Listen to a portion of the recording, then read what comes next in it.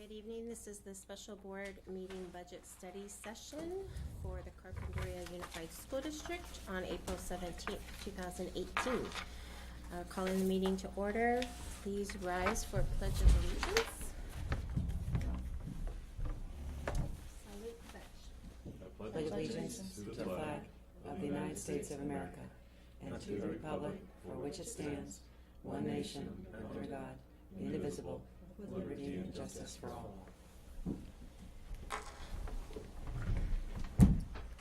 All right, so tonight the board is going to continue to review, discuss, and move forward with the current 2017-2018 budget and next year's 2018-2019 budget based on recommendations made during previous sessions. But first, we're going to hand it over to staff to give us more information.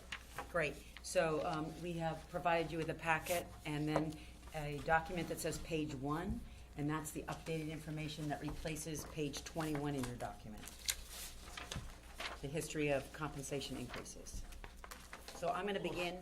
Excuse me. This is the Yes, the your one you're packet. talking about. Yes, right. And so So this one replaces. No, the No. whole packet is yours. Oh, okay. One piece of paper in the back replaces the last page.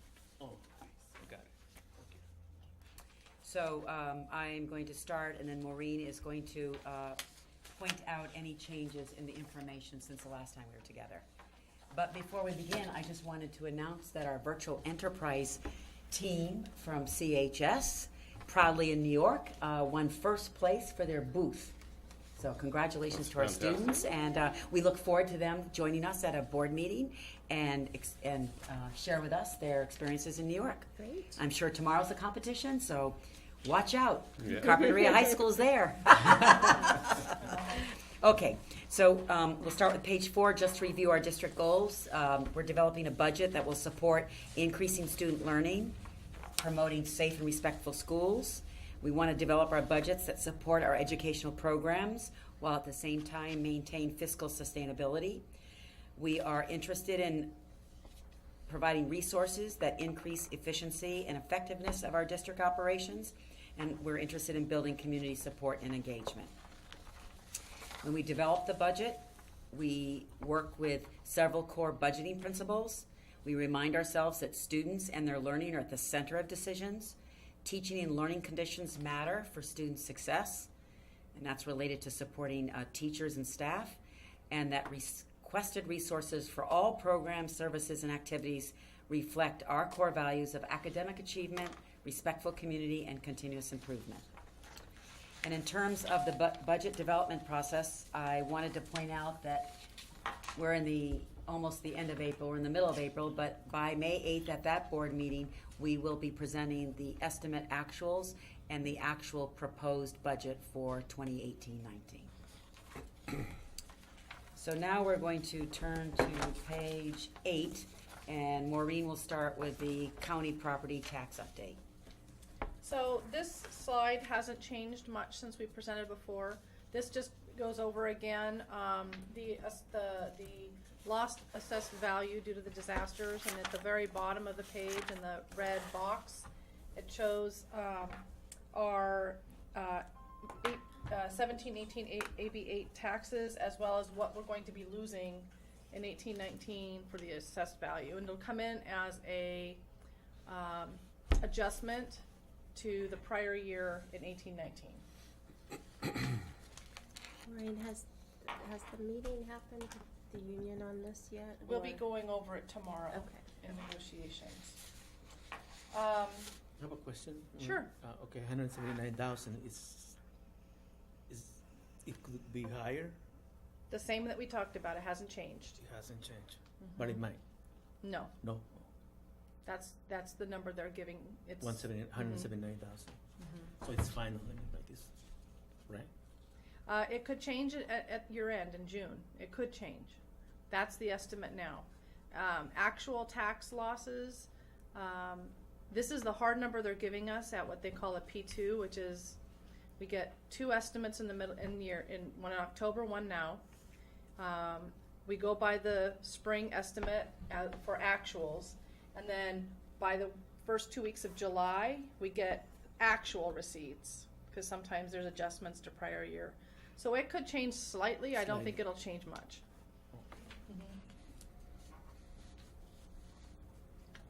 On slide 9, it shows on the left side of the page in the orange, the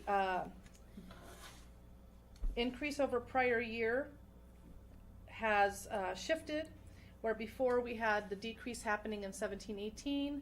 Now you see the decreases happening in 18-19. So you can see that the percent increase is just over 4% due to the loss. And then the 19-20, 20-21 out years go back and maintain that 5% average increase from the reduced amount. And on the right side of the page, it shows you in actual numbers what that property tax adjustment looks like from 17-18 to 18-19. On page 10, it shows it in a little more clear diagram where you see 17-18 revenues at second interim. There's no property tax decrease, where we had presented prior the decrease happening in the second interim. So it's taking that property tax increase from 18-19 and reducing it. So the $20,406,000 has no tax decrease in it. And then the increase for the 18-19 year is reduced by the 179, showing, like I showed on the previous page, the tax increase only going to $893,585 from $1,073,000. The rest of the assumptions are the same. They haven't changed much. Now, in building the final 18-19 budget, by the May 8th board meeting, I will not have had the state budget, May revise. So you're not going to see this change much at all based on our assumptions that we have. Slide 11 has not changed. Those are the current adjustments to the 18-19 budget. We've taken out the one-time retro in 17-18. There's some assignment changes, some indirect cost adjustments. That's the same slide as we've seen in prior meetings. Slide 12, you'll see changes in red here. So we have step and column increases. We estimated a 6.8% health and welfare increase. At the time this was developed, we had not had our rate lock. That happened on, I got those documents Friday, so it was after this was published. And it had an estimate 1% health and welfare increase. It's 0.6% on medical only. We got a rate pass for dental, rate pass for vision.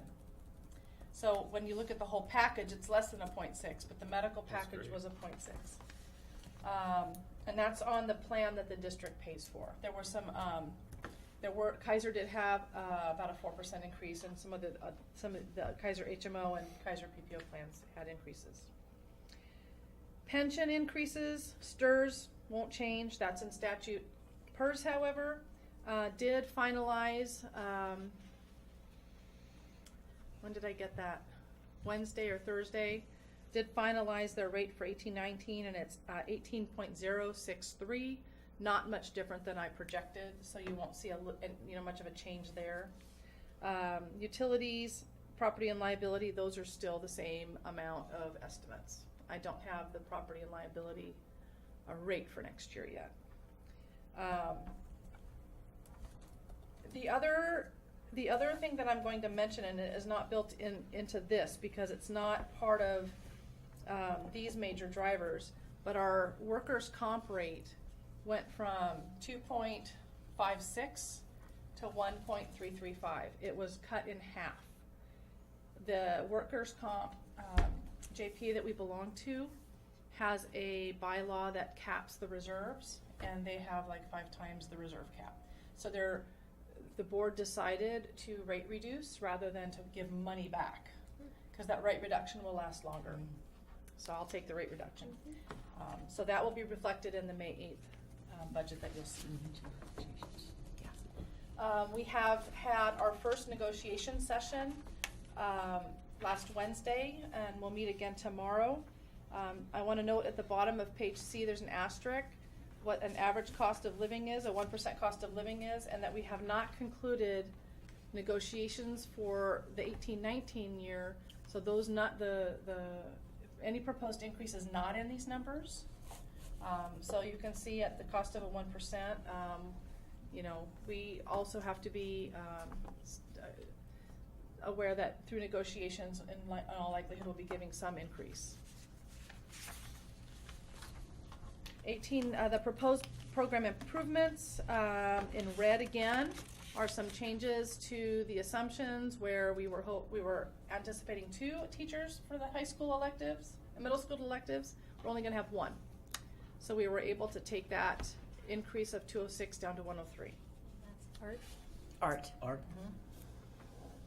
And what did we give up? The other elective, what was it, Spanish? No, we weren't Was that- sure. oh. It Oh, was a okay. placeholder. It was a placeholder, We weren't sure okay. what they were going to develop for 6th grade. So Got this is their proposal for next year. Is that they need the art teacher. They hadn't finished the master schedule, so we weren't sure if they were going to need 1 or 2. Are we getting 6th grade Spanish? Not that next year. No. No. I'm going to skip over the rationale because that has not changed and go to slide 15. So the budget reductions have remained the same. We haven't changed these. So we are going to be, based on discussion tonight, building in the May 8th budget, the reductions as directed. But these are all still in the numbers that I'm going to present. Okay, we're going to go to slide 19. And just as the property tax reduction didn't happen in it didn't happen in 18-19 as anticipated. By fully restoring the property tax revenue to 17-18 with no reduction, that became now the calculated revenue for the settlement trigger. So we had to recalculate that settlement trigger, and that increased the number of dollars that went to cause for increase. Was that, what percentage was that, 1%? 3.44. 3.4, so that is applied. It's for this applied year. to 17-18, yes. So we added the revenue back in, and then we had to add the cost of further increases back in. And then this is bringing forward the adjustments, the drivers, the improvements, the reductions. So the total expenditures are $21.1 million. And again, we haven't completed negotiations yet. Slide 20 pulls it all together, gives us our anticipated beginning fund balance for 18-19, revenues, expenditures. It is a positive budget of $255,733 with an anticipated 7.99, just under 8% reserve as it's presented today. The last page, on page 21, is what you want to replace with the one I just handed you. Again, as presented at the board meeting Tuesday night, last week, I went over the property tax trigger. So this sheet is taking into consideration for 17-18 the 3.44% and incorporating it into this history page. So for 17-18, it shows the total compensation in the middle column at the end of the right, 4.44% for 17-18. We had a 7% increase to the health and welfare benefits for a total compensation increase of 11.44%.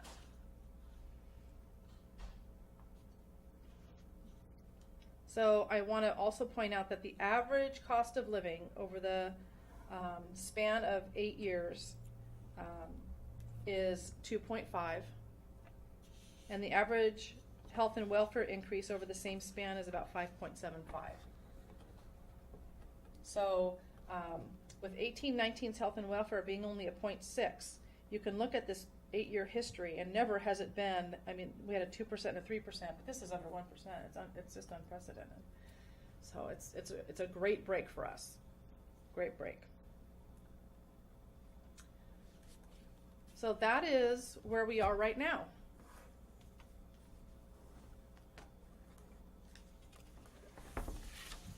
All right. Do you have this as a slide? I don't have the new one. I do have the Oh, previous okay. one. I didn't get it added. Question? Discussion? Yeah, I think the great thing about this forum of a study session is that we get to really kind of go drill down into some of the areas that we're interested in, ask a lot of questions, and hopefully get some clarity. I think the question the overarching question, which is kind of more of a process question, is just more to do with, like, how does it work in terms of you're trying to craft a budget based on the feedback that we give you at the study session, but we're not a board majority, you know what I mean? Like, we're not voting formally on action. So like you said, that you were going to and maybe I'm misinterpreting, but you were going to base that May 8 budget based on the feedback that we gave you on personnel decisions. So how does that work if we're not, if we're not formally voting in favor of an action? Do you know what I'm saying? So with the proposed assumptions that have been presented at the study session, the board would give me direction to build the budget based on this, and then at May 8th, when you discuss, that's when you would take action. But if the numbers that you're presenting before us only show one particular set of one particular situation, do you see what I'm saying? Like, if you're building it around what we're saying, do you usually present like one or two different options based on what we're saying, or? I will present budgets based on the board's direction. So if the board directs me to provide 3 budget options, and here's what we want to see, that's what I will do. Okay. So tonight, if basically, but so like, if one of us is saying we'd like to see that, or if all of us are saying we'd like to see that? It has to be a majority board. But okay. So it's just, you're just kind of listening. I don't mean to, but it's an important, obviously, deciding the personnel is a huge, huge piece of it. Yes, so let's talk about that. Yeah. Okay, so I think what's really helpful is what we've done is with our program improvements, we have clearly identified what our priorities are. Okay, so our priority is to increase the CMS electives. And so if you look at proposed program improvements, the art teacher, the increased music to full-time, is all related to CMS electives. So that's one goal, to improve student learning. That's the electives at the middle school. Another goal is to increase district efficiency.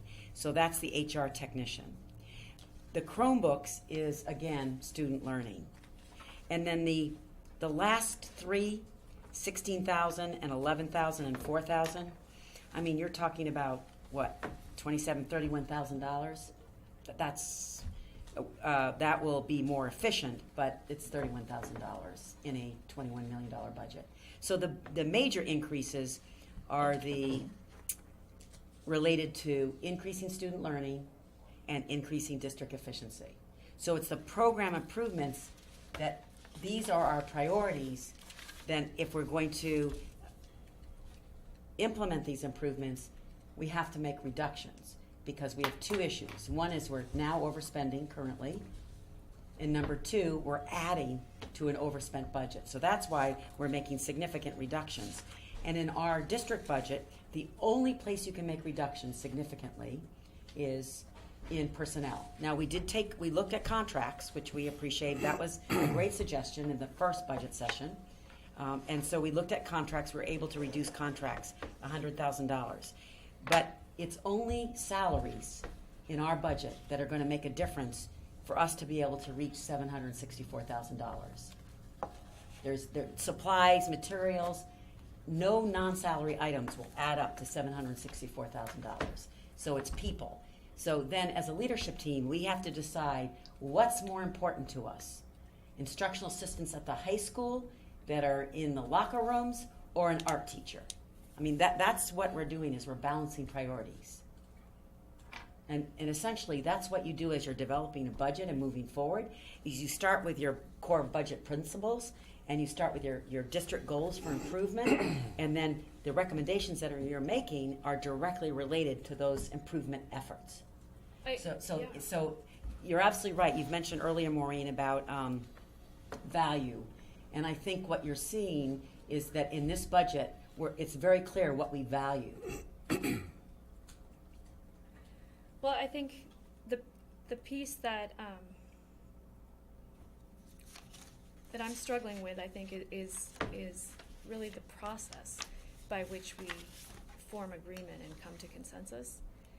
And I had the great opportunity to speak with a board member who's been, I think she's been on the board for 12 years at a local district nearby. She's been board president, et cetera. And I asked her, I'm always looking for good input. She's board president. What is the best way you think to craft a budget? And she said, well, what she likes to see is for the staff to come up with a number that they're trying to work with, and then give the board various options to try and achieve that number. And I really appreciated that idea, because essentially you're starting from a place of agreement, which is that there's a number that we all need to get to, and then you're giving the people who are ultimately responsible for the decision, which is the board, they vote on the decision. You're giving the people ultimately responsible for this decision the tools they need to make a choice that reflects the collective values not only of the board but of the district itself. So I guess just moving forward, do you have, and you don't have to answer this right now, but I think it's just,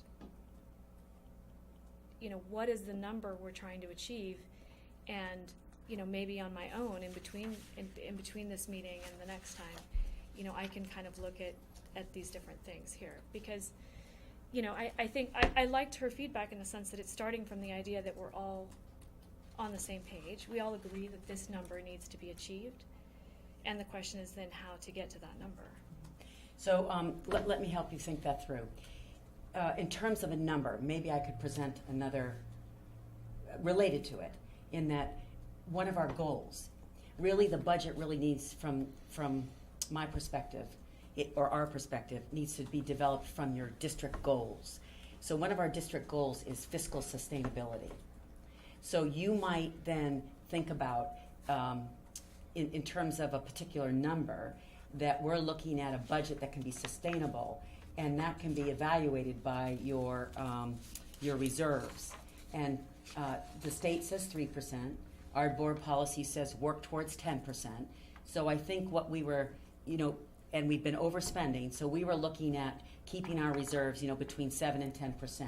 So that's not a precise number, but I think that is a number that you can work with in respect of how you're describing it, and as well as it meets our district goal of fiscal sustainability.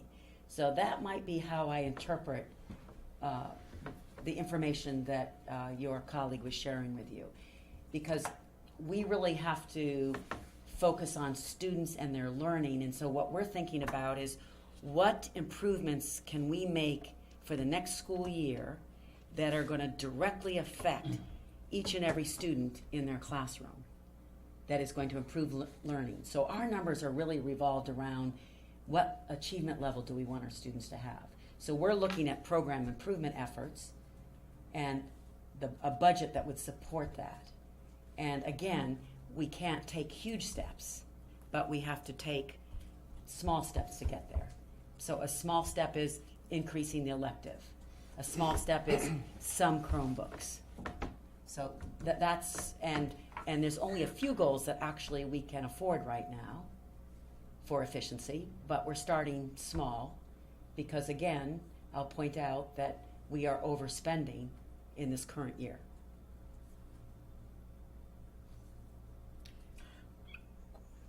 Thinking aloud, I see it this way. You mentioned about numbers, about having a healthy budget, only by laying off personnel, correct? Numbers, figures. That's what I understood. Well, as I said earlier, we are currently overspending our budget by more than $1 million, and then we're adding program improvement efforts, so we are going to have to make reductions. And in a district budget that more than 80% of your funding source is directly related to salaries and compensation, if you're going to make any reductions, it is going to affect personnel. Yes. But what's the figure, like that you have in mind for laying off personnel? Saving Page 15. Page 15. Yeah, so That's Go to so. page 15. 482,979 in salary reductions. And then if you add in the 176,256 for contract days, that's separate. I kept Right. it separate. That's not. But yeah. so it's under $500,000. And remember the goal in these recommendations was to focus on those services that least impact the classroom, as well as things that create the most efficiency and align with the goals of where we're trying to go with student-centered budgets.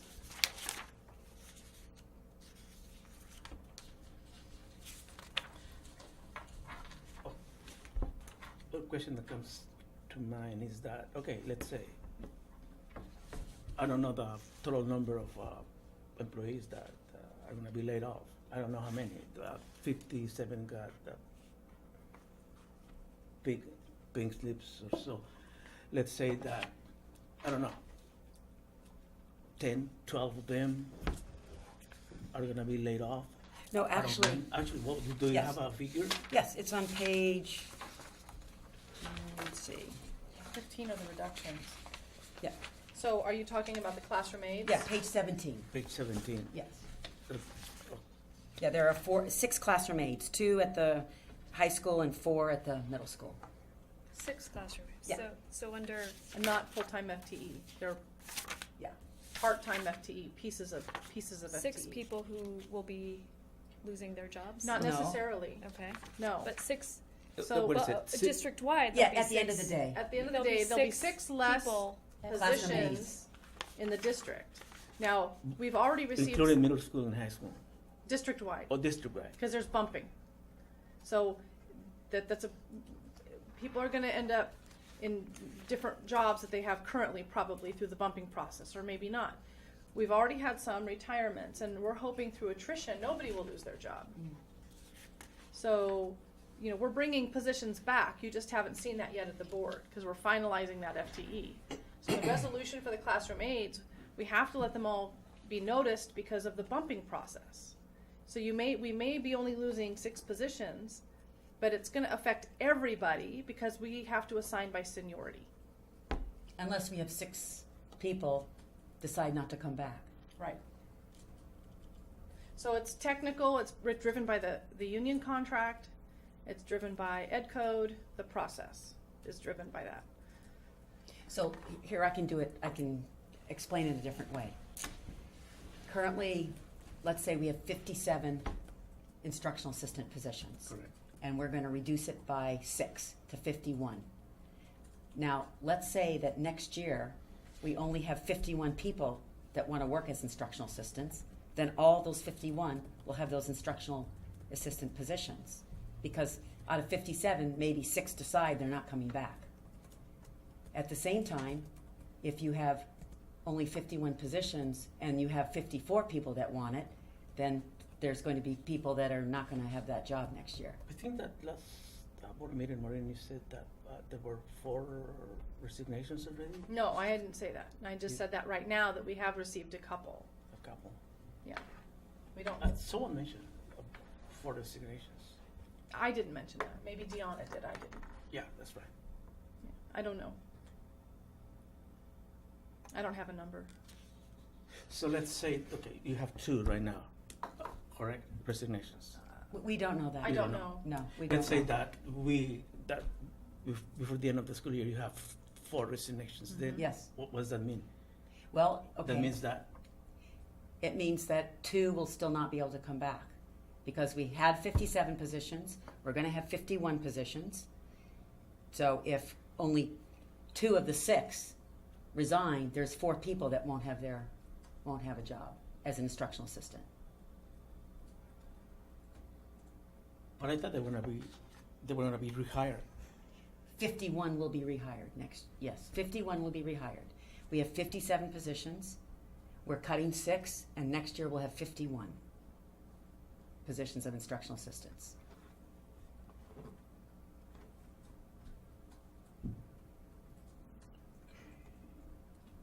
So the question that comes to my mind is, how do you? Well, you've said it. How do you decide who tell? It's the contract language, and Yeah. it's by seniority. It's all spelled out how we have to do it. It's very Here's all the legal. open positions, and we have to go by a list of names with the most senior and offer No, them. that's your contract, correct? and or- it's or the contract unions. and ed code. It's the union's contract and it's the California Education Code. They're very explicit about the steps you have to go through. And the first step was we had to notify everyone who was in the instructional assistant position, instructional assistant 1. That was the first step. Now the question I have is that classified employees, do they have rights? Yes, Yes, that's what their contract is Mhm. for. Yes. Hmm. absolutely. Yes. It's probably 57, 80 pages. Is it through the Spell that. district or through the union? The union. The union. Yes, it's their classified employees union contract. Yes. Ed code also has the layoff process identified explicitly in California Education Code, and that also determines how we manage layoffs. So the contract, the union contract determines how we bring people back into positions with layoffs. And that's by seniority. The person who's been here the longest gets the first Okay. choice of job. Then the next person, then the next person, and we go through that process until everybody's been down the list and all our positions are filled. One at a time. Yeah, just one additional comment is that talking about transparency and actually saving money or so, I think that just like I said before, I mean, just to, because I've been a teacher for a long time and I went through this. I would like the district actually to work with the union. I mean, it's Well, we have to. together, you know what I mean? No, we are. I mean, Yeah, we are. We are. I'm sure that the way that you can work with them, they can work with you. We are working together. And everything is Mhm. peaceful. Mhm. That's how I would say. Mhm. Mhm. That's to actually keep everything, as you presented, a healthy budget. Right. And let's move forward. So, since we're on the topic of the aides, I mean, I already said this at the previous meeting, but pink slipping all of the aides is something that I've really only understood needed to be done in the case of like a seismic and catastrophic budget issue, meaning literally there's not enough money to pay X group of people, and so we're going to, pink slip them all as a way of, going back. Like, I understand the process because our family has gone through it. The experience of going through it is extremely challenging. And it sounds to me, what we're telling the community is that we've subjected 57 people to a process that, in order to eliminate 6 positions. As required by their contract. It's not something that we choose to do. We have to Well, follow You the mean like- contract. the part that I don't understand is if we're eliminating these positions, Right.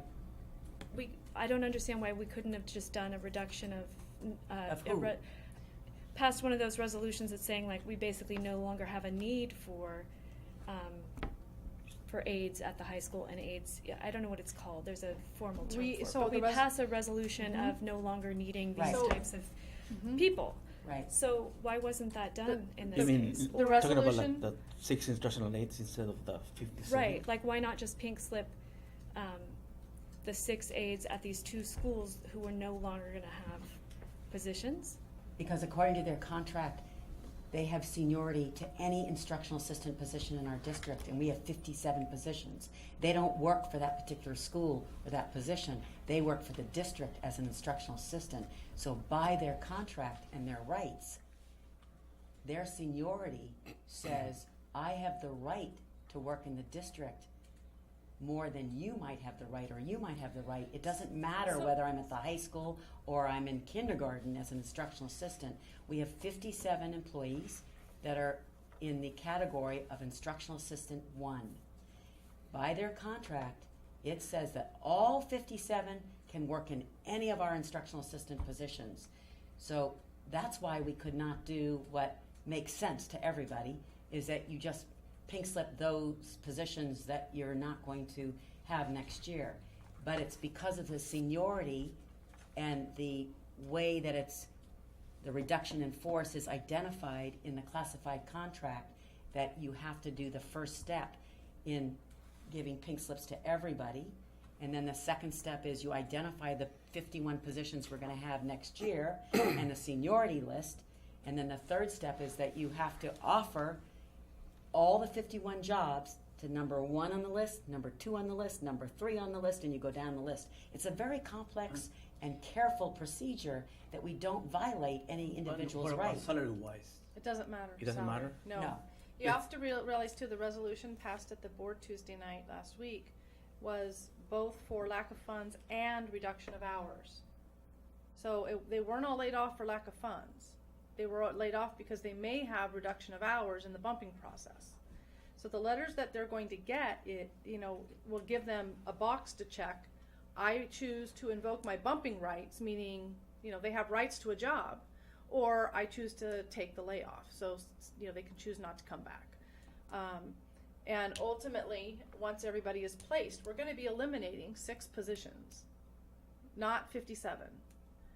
It's the process that we have to go through in order to be able to place people in a different number of hours in a different position than they currently hold, because that may be how it works out with the bumping. So does it mean that that district overemployed 6 instructional assistants? Not this year, but for next year, we are reducing 6 because we value more the art teacher at the middle school. We want to use the money that we're using now for the instructional assistants for the art teacher at the middle school, excuse me. And it's 103,000, correct? Well, it's all part of the, yes. 103. Yes. Now, is it plus benefits or so that actually what is it? 125%?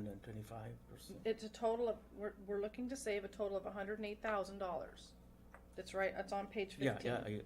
And the saw cost of a That salary and includes benefits. salaries and benefits. For the art teachers, 103,000 is approximately, and that's salary and benefits. So That's the again- total compensation. But these are not full-time folks. These are folks that have pieces of hours. So they don't work 6 hours a day or 5 hours a day. They work a fraction. Some work 2, some work 4, some work 3.5. They're fractions of days. So the ones who are vulnerable to a layoff are the ones the journalists who work, let's say, a couple No, of hours, 3 no, or 4. it doesn't or work just that way. Doesn't look that way. Mm-mm. It's seniority, Seniority.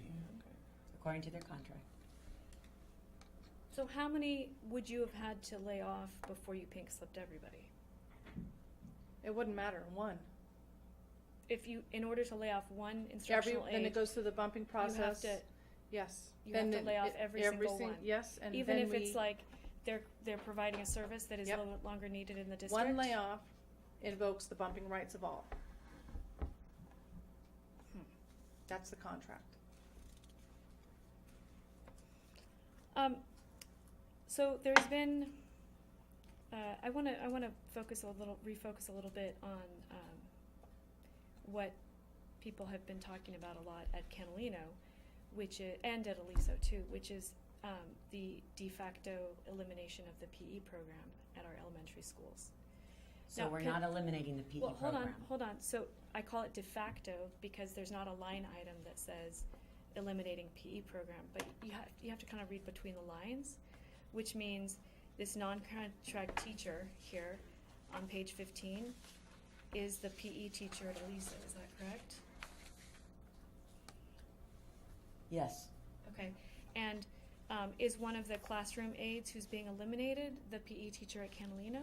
Well, there's no PE teacher at Catalino. Well, that's not true, actually. So there's a woman who's been teaching PE for at least 10 years. You can call her an instructional aide on her line item in HR. However, when someone has been performing an activity for the district for 10 years, we can call them the man on the moon. So The only a students and teachers both know certificated her teacher as can the teach PE teacher. PE. So whether she gave herself that title or not, she was not qualified to teach PE. But if she is currently teaching my daughter PE once a week, She may be leading a physical education activity, but she's not teaching PE because she's not a certificated teacher. okay, so the de facto elimination of the PE Mhm. program at the elementary level, Mhm. because whether we want to, like, if it's called, let's tell it like it is, right? So if this person has been calling themselves a PE teacher, if the teachers have been calling her a PE teacher, if the principal has been calling someone a PE teacher, if somebody made a mistake 10 years ago and miscategorized her, it's not fair to tell the community that she's not a PE teacher. I understand that by HR standards, she's not a certificated PE teacher. However, for all intents and purposes, she is leading PE instruction, which is lucky because they're supposed to be getting 200 PE minutes per week, and without her guidance, Maisie gets PE for one session per week. Without that guidance, she wouldn't be getting anywhere near the 200 minutes of PE instruction. So we're actually really, really lucky to have had this person for the small amount that we're paying her as an instructional aide, in my opinion. Is she one of the classroom aides that's looking at being eliminated? So, Is that position are there aides at Catalino that are looking at being reduced? okay, so there's no elementary instructional assistants on the reduction list. No elementary instructional assistant positions on the reduction list. It's Okay. only middle school and high school. But if we, so Catalino could, in theory, continue to have an instructional aide leading PE instruction. No. However, No. so What they could have is they could assign an instructional assistant to classroom teachers when the classroom teachers are instructing PE. So the instructional assistant can assist the classroom teacher when they go out for PE or when they have PE. But it is a huge liability for a school district to have an instructional assistant alone with children and work out of class because the state law says you must be taught PE by it's mandated that you must be a credentialed teacher, as Well, Michelle pointed out. I So- think that So the classroom teacher can have assistance from an instructional assistant. Or, Or- in my case, I've often taught in districts without a certificate alongside the teacher teaching art instruction Mhm. as a visual artist. Mhm. Mhm. At no point was I told I'm not an art teacher Mhm. because I don't have a credential. But you weren't alone with children. You No. had a classroom teacher with you. No, I wasn't, but That's the but- point. Well, to me, the larger point and the point that people are very, very upset about is that the person who's been teaching their children PE is not being given credit for the 10 years worth of work that she's done. I don't think that's what we're doing, actually. I'm going to disagree. Okay, but moving forward, I think it's just the bottom line is if we approve these changes as they are Mm-hmm. without creating anything new, Mhm. we will have therefore eliminated PE I at both disagree schools. with At that. both schools, I strongly disagree with without that statement.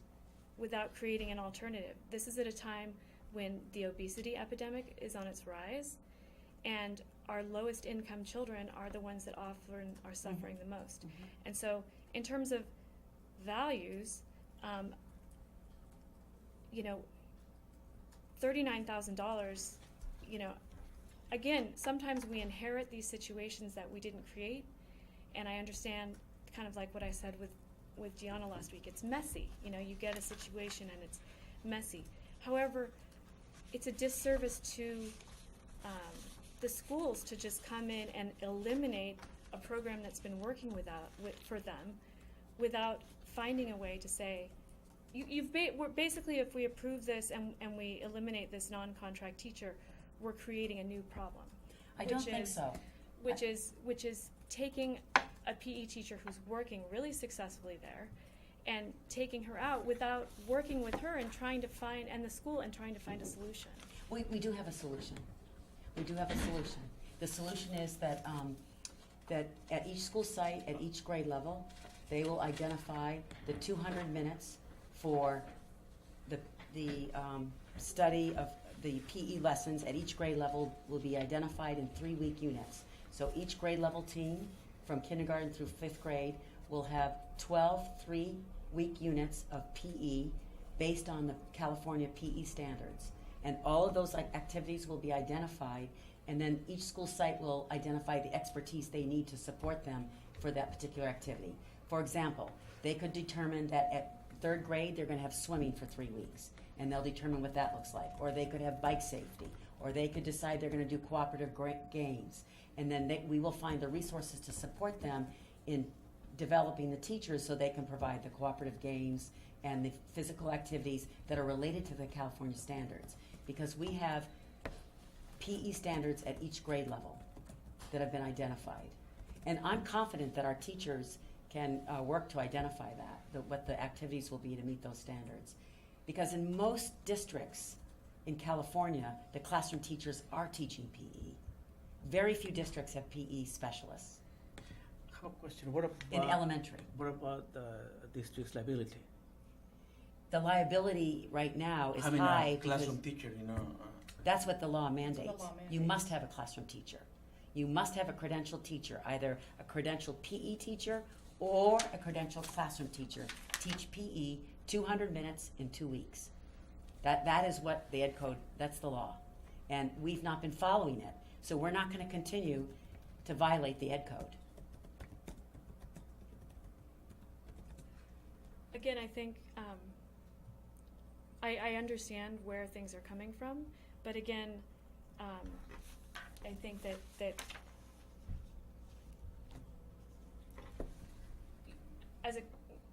as someone walking through the campus, I'm just telling you what I'm hearing on the ground. Sure. And parents feel like the program, like they don't feel like, they feel like this is something they want, and they have not heard any, so thank you for providing some guidance around that. I think the other piece in terms of staffing, you said that you were going to try and build up a budget around staffing. I haven't, I know we've, at one budget study session, maybe it was the last one, we all kind of went around the table and talked about the things that were really important. And to my memory, none of us said we really support having this HR technician position brought in. So that's a $77,000 savings that then could be applied to the contract teachers, and I actually support that. And that on page 13, the last item, CHS critical increase time, it's for a total of $4,840. Actually, I would reject that just to cut here and cut there to preserve this non-contact teacher at Aliso. Mm-hmm. I would do that. Mm-hmm. I mean, because the way I see it is like in this particular example, you're favoring sports over PE. Well, You know what I mean? no, School side. That's how I see it. okay. Because you're recommending to approve $4,840 for an extra month of for Carpenter High School critical increase time, correct? Yeah, and then the contract, non-contract teacher is being considered for elimination for a total of 39,000. Right, but $4,000 I mean, but is I know. very different than Yeah. 39,000. Oh, correct. Yeah, but the way I see it is, okay, you cut a little bit here, a little bit there. So where else would we cut Uh, to reach the 39,000? What would you recommend? for example, I would just if I'm making a lot of money, probably say, well, I would reduce my salary. You know what I mean? Whose salary? Whose salary? Whoever, let's say, if I'm making a lot of money, well, I would prefer to. If I'm making, let's say, 100,000, well, I'm gonna make. Does that include teachers? They should reduce It- their it would- salary? it would- no, I'm talking about probably Like me. no, well, not Principals? whoever. Well, help us out. So I'm confused. Yeah, So out I'm of, gonna out step of back. goodwill, I'm making a lot of money, so I actually don't need that. I might as well contribute to a good cause. So you're suggesting that we ask employees to reduce their salaries? No, whoever, or the district, or whoever, I'm sorry, I didn't hear or that. the district personnel, or whoever. Employees. Correct.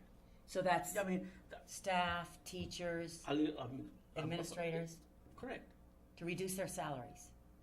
So that means not giving them a Optional, COLA? on an optional, let's say out of, let's say, just thinking, let's say 100 people, like 100 employees, well, even if 5 of them say, well, Oh, Rogelio, can I ask you a question? sure, go ahead. So staff is gonna see about I mean, 3.5% COLA this year. Would you I mean, I advocate? would, No, anyone, would you anyone. advocate Anyone, asking? anyone, No, anyone. let me ask you, are you advocating asking staff to reduce the amount of COLA they receive this year? This is what I would do. No, I'm just asking you.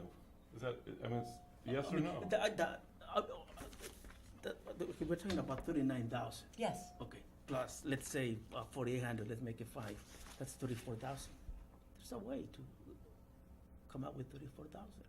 I think The- the- I the- think what the- I the- hear the what I issue is hear to- is that there's more than one way to get to these numbers.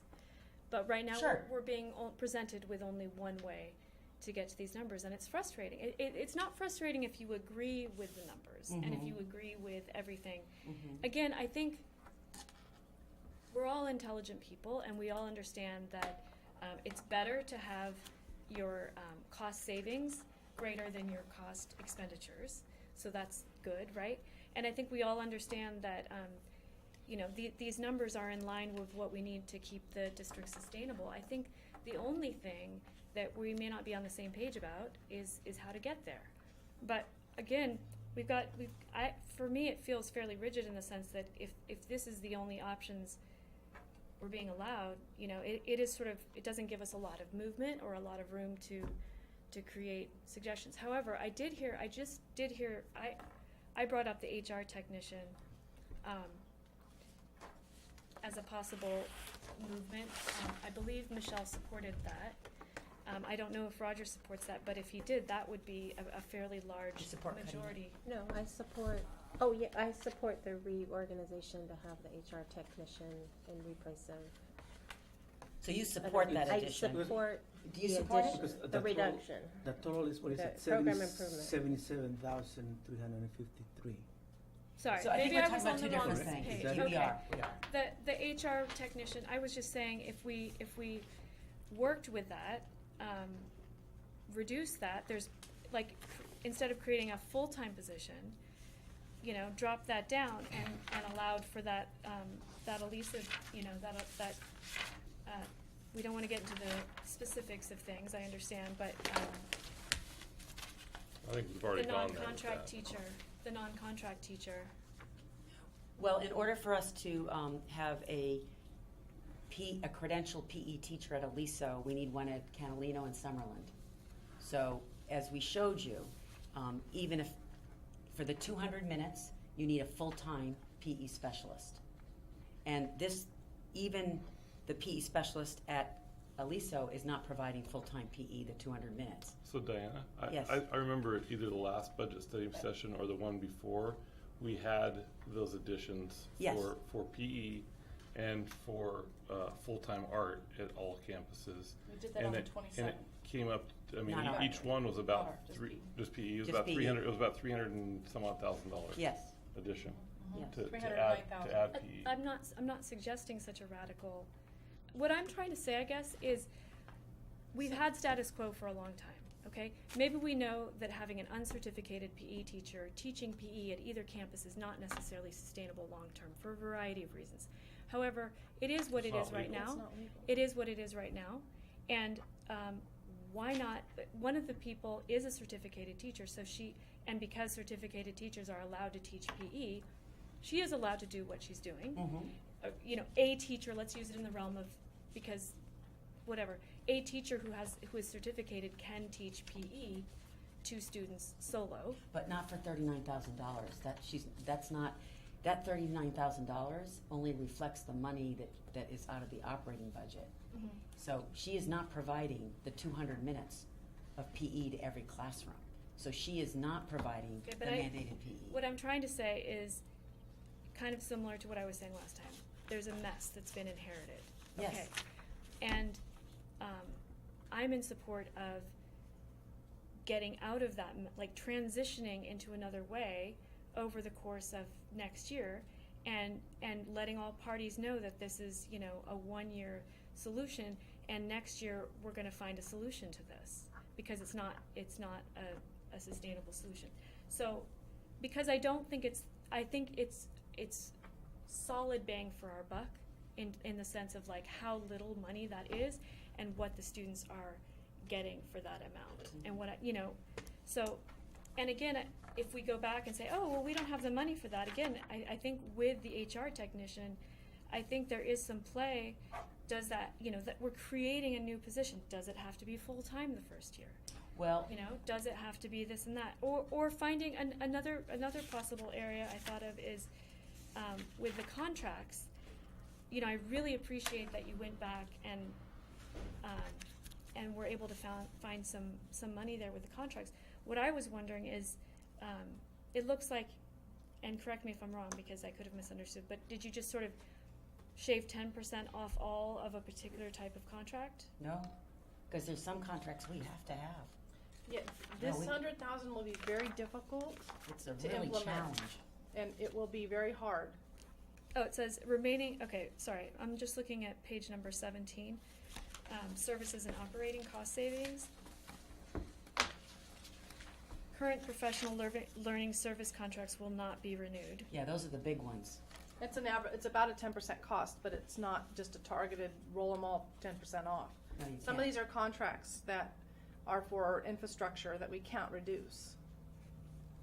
Our technology contracts, our system areas, Parent Square. But, sorry, I'm just trying to figure out how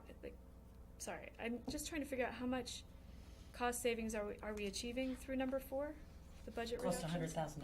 $100,000, okay. Look on page 15, Right. it has a detail. But current professional contracts will not be renewed. So we're not having any more contracts with these two organizations, is that correct? Those are examples. Oh, they're only examples, it's Right. not They're only us. examples. Oh, those are only examples.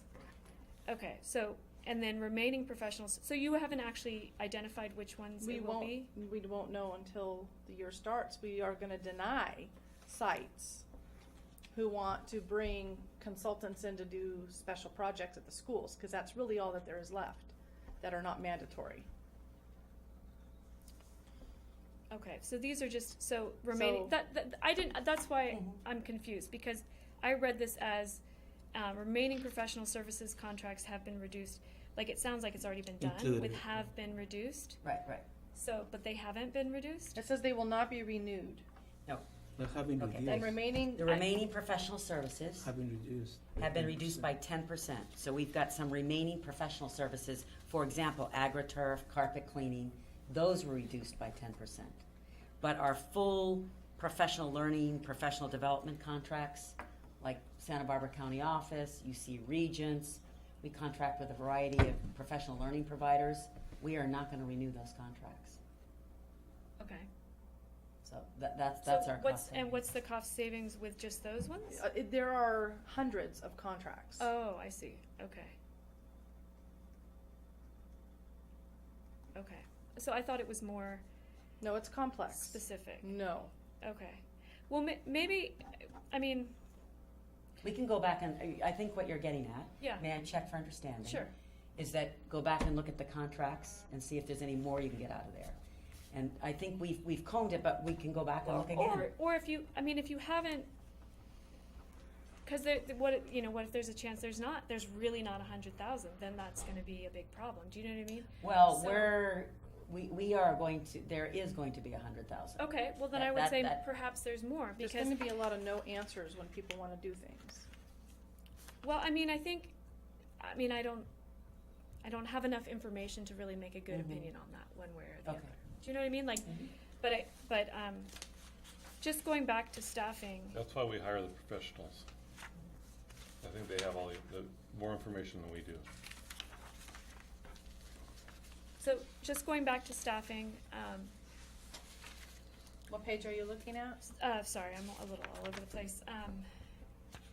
And correct me if I'm wrong, because maybe, but is the main direction that you need for tonight agreement around staffing?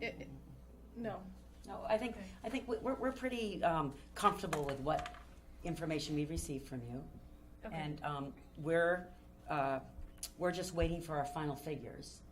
And I think we've developed a solid budget that's going to help more students be more successful in their classrooms. And our budget will be sustainable, and our district office will implement some more efficient ways of operating that will serve the staff in a better way. So I think it's small improvement efforts, but I think we're beginning on a pathway. And I think you made a really good point. Let's take PE, for example.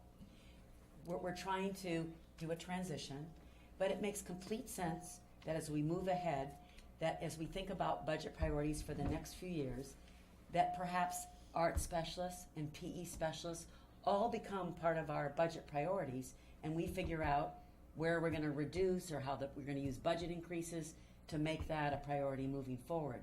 Right now, it's really clear that the middle school must be the priority for electives. It really must be a priority in terms of student learning.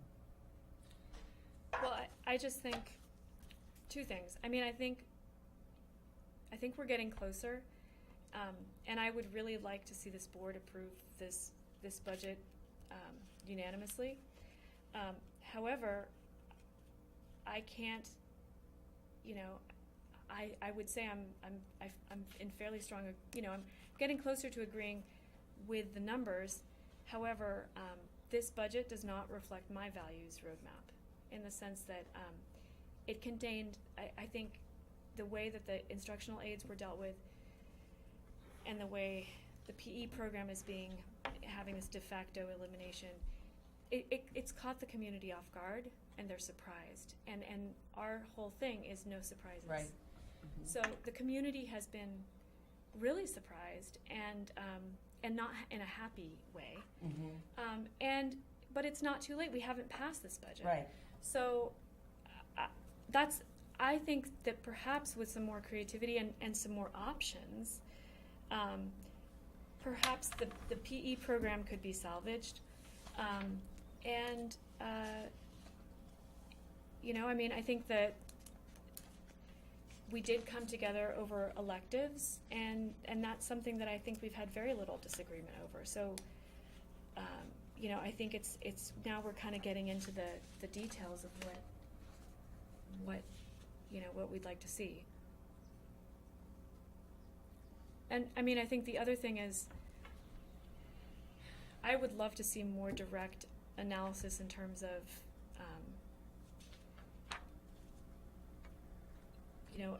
kind of an overall picture. A lot of these, it's like we've done a lot of talking and we've but more of a big picture comparison of what sort of the whole, how many eliminations are we going to make and what's the cost savings and that kind of thing.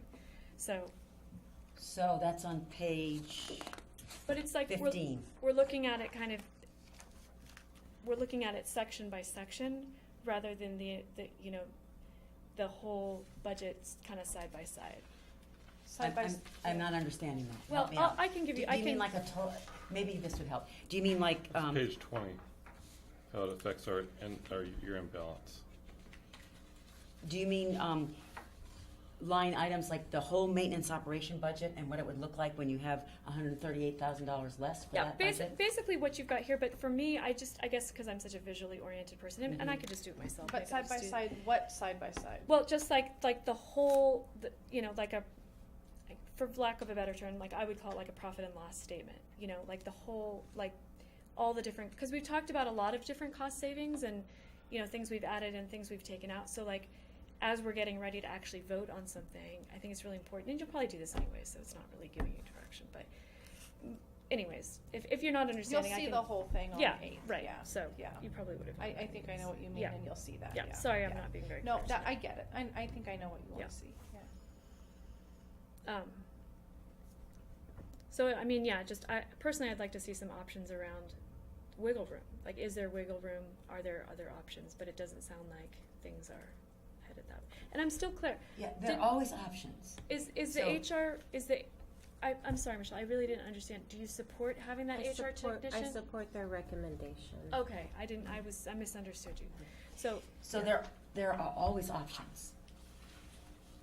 What we're trying to present is, in looking at all the options, we are making a recommendation that this is our best information related to our program improvement and district goals. And looking at the context, now it's a much bigger context. I think it's really important that everyone is aware that we're spending $1 million more this year than we budgeted. So that's our context. So you can't really be adding a lot to a budget you're already overspending, right? Mm-hmm. So we're trying to work with that context and do some program improvements to do some improvements in student learning. I mean, we could come to you with no budget improvements, and we could still, no improvements, and we still would have to do budget reductions because we still have to deal with that overspending for this year. And we still also, I want to remind everybody that we still do not have our COLA in here for salaries, and that will need to be put in here. So there's still some variables that are really important. So we think this is a very conservative, and making small steps towards, as we said, improved student learning. And I think it's very clear about what the priorities are, the values, because I think you've always made a really good point that the way you spend your money is what you value. You're absolutely right about that, yes. The question I have is that we have had, well, actually, the district has had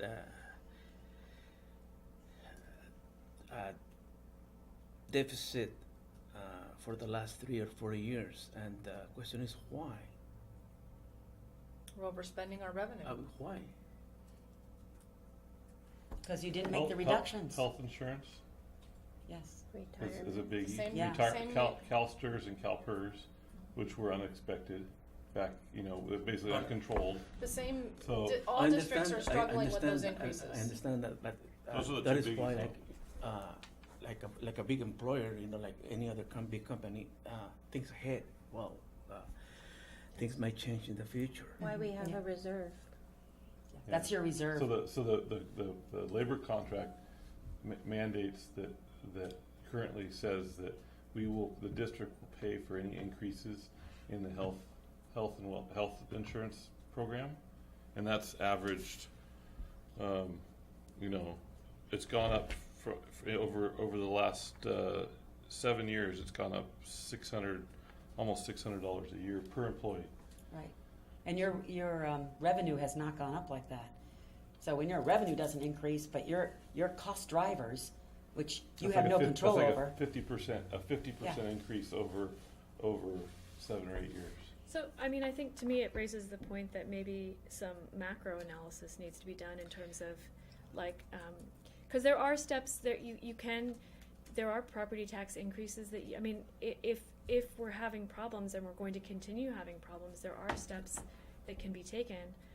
Again, I don't want to get into details, but a macro analysis might be helpful to kind of say, to look at it. I think it's important to have a 10-year plan. Thinking ahead of time. Yeah, Years ahead.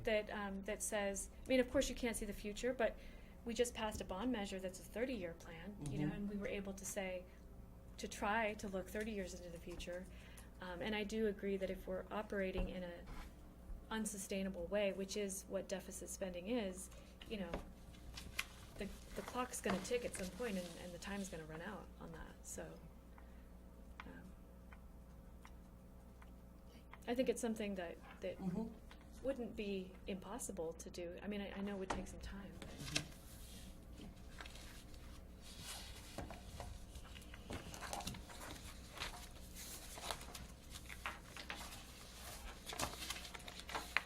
Thanks, Maureen, for putting together. I think this whole process of the budget study sessions, where you identified a number that we had to come up with at the beginning. We're trying to achieve a $700,000 to $800,000 savings, and then I think we got a pretty good list at the beginning of things that we could cut, and I think this process of four meetings or so here has been really informative. So I think the way you've presented it is very good. So thank you. Is there further discussion or questions?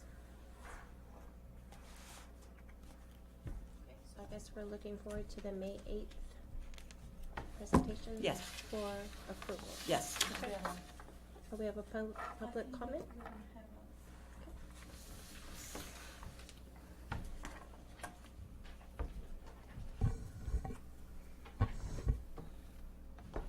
We have a public comment for Mr. Jay Hochner. Yeah.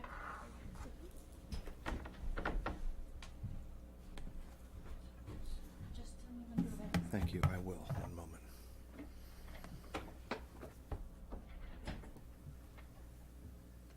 Appreciate your patience.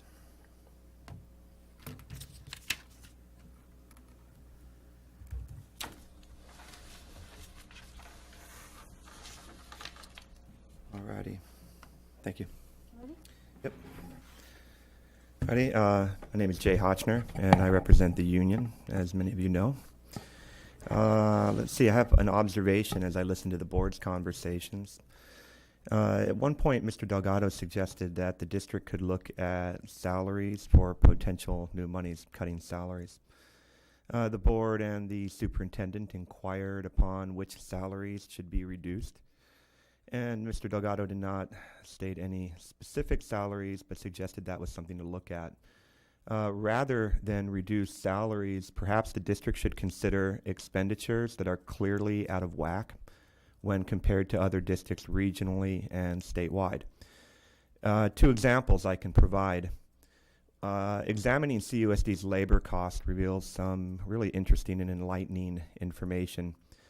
Using an apples-to-apples comparison, a school district, let's see here, yes, a school district can be examined by or in relation to per pupil expenditures. It's it's simply a way that you can, make sure that regardless of whether you're basic aid or ADA, you're getting a kind of a apples-to-apples comparison. The CUSD spends 12% less than the state average on certificated staff, meaning teachers, across the state, while it spends 15% over the state average on certificated supervisors and administrative salaries. If you're wondering where I'm getting the numbers, you can look at the SACS report, object codes 1100 and 1300. Whereas the district spends 24% less than the state average on classified support salaries, object code 2200. It spends 142% above the state average on classified supervisors and administrative salaries. Those would be object codes 220, and I could find the other one for you. if you'd like. Under analysis, it seems clear that the district is spending, or the district's spending priorities are out of whack when compared to other districts across the state. A common argument that I've heard is that, well, all those districts, they're not unified, or they're not, like our district, we're special. And I agree, we're special, but in fact, we're really special in this area, it appears. But when compared to all other unified districts in the state, there's only a 1 point variance, a 1 percentage point variance in relation to the numbers that I gave you, in relation to any of those numbers. And some of them remain the same when you look at unified districts. Thank you.